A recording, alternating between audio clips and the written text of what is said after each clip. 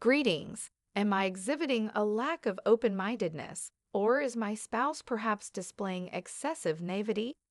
A dispute has arisen between my husband and me, leaving me emotionally drained. My name is Alice, and I find myself in my 30s. My husband, Martin, and I share the responsibility of raising our daughter, Mia, who is on the verge of entering the third grade. Our familial unit, previously including my retired father, now numbers 3, as my father has embarked on a 2-year overseas assignment offered by a certain company.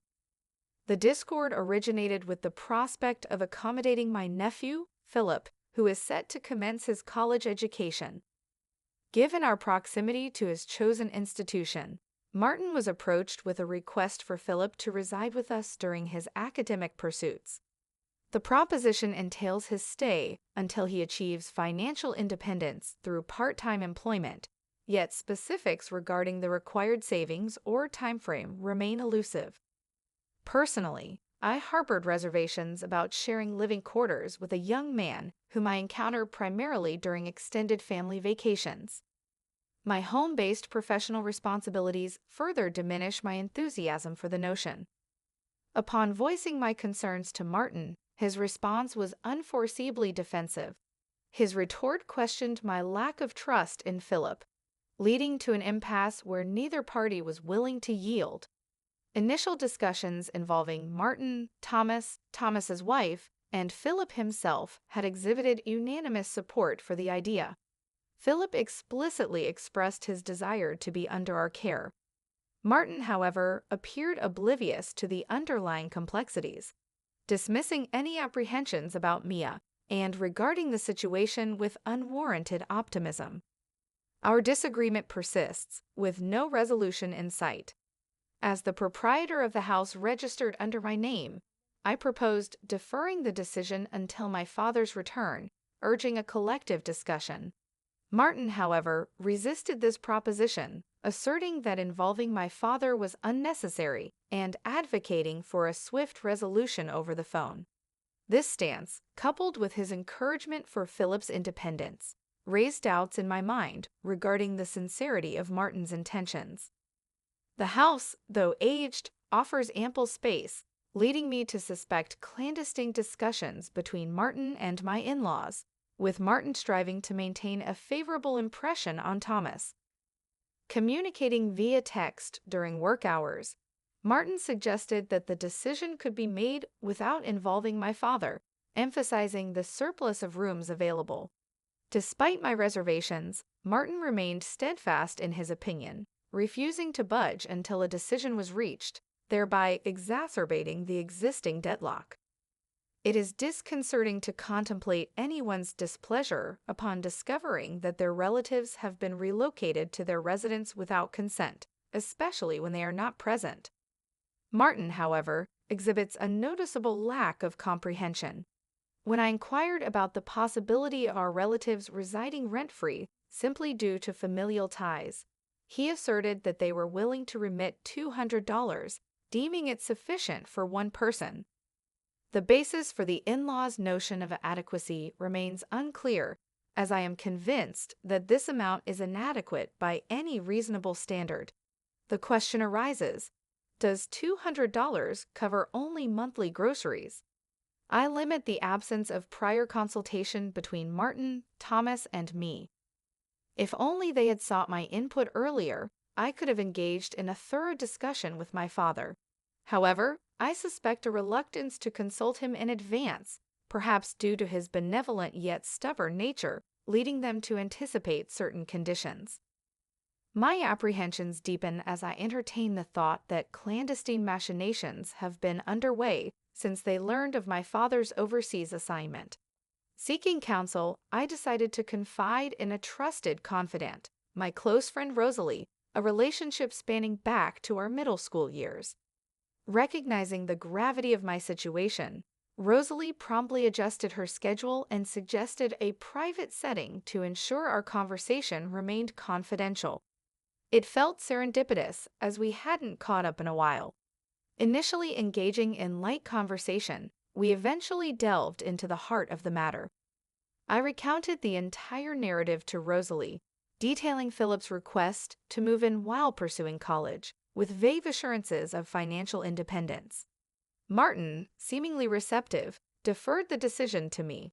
Complicating matters, our residence is registered in my father's name, and he is currently overseas, adamantly refusing to engage in any discussion on the subject.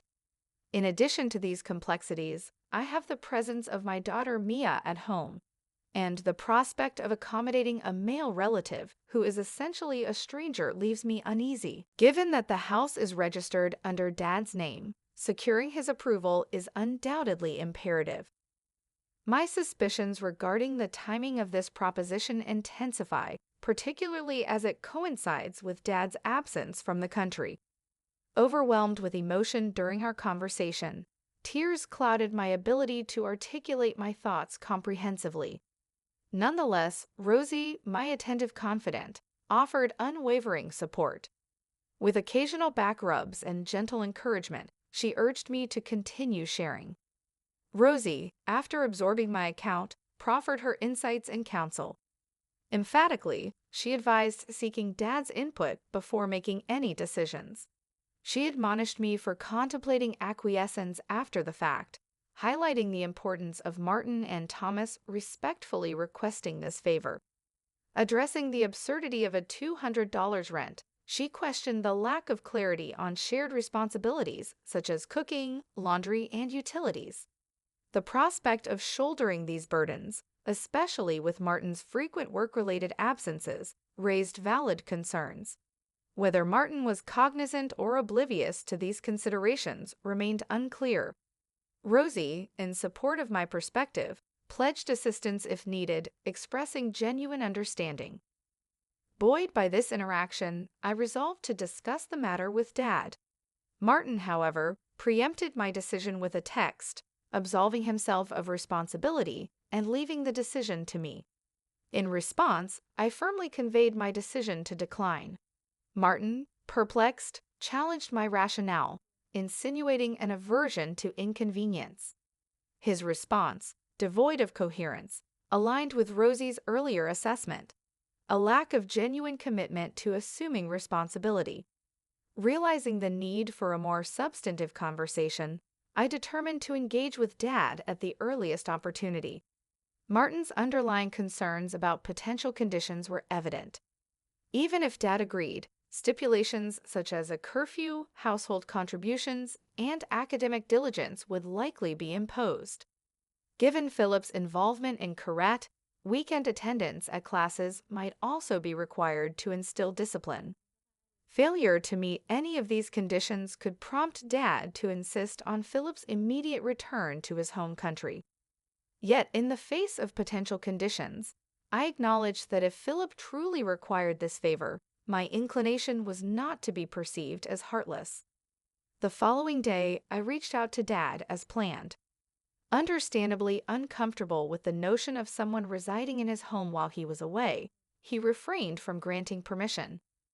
Instead, he proposed involving a real estate agent to facilitate an alternative solution. After concluding my call with Dad, Martin returned home, coincidentally with Thomas, who happened to be in town on business. Seizing the opportunity, I relayed Dad's stance, stating that we couldn't accommodate Philip, but suggested seeking the assistance of a real estate agent to find him suitable accommodation. My directness provoked fury from both Martin and Thomas, who were evidently incensed by the change in plans. They expressed frustration, asserting that their relocation plans were imminent. Martin, in a fit of anger, questioned the need to involve Dad in the decision-making process. As Mia attempted to intervene, Martin's response escalated to the point of physical aggression. In a protective gesture, I interceded, only to be met with a forceful kick to the chest. While I feigned a retaliatory punch, I never intended harm. Martin, deflecting blame, asserted that Mia's fall was solely my fault, attributing 90% of the blame to me. Expressing bewilderment at the sudden upheaval in our harmonious cohabitation, Martin left for his parents' house. Parting with a defiant declaration, he warned against characterizing him as changed or abusive, shifting blame to my actions. Despite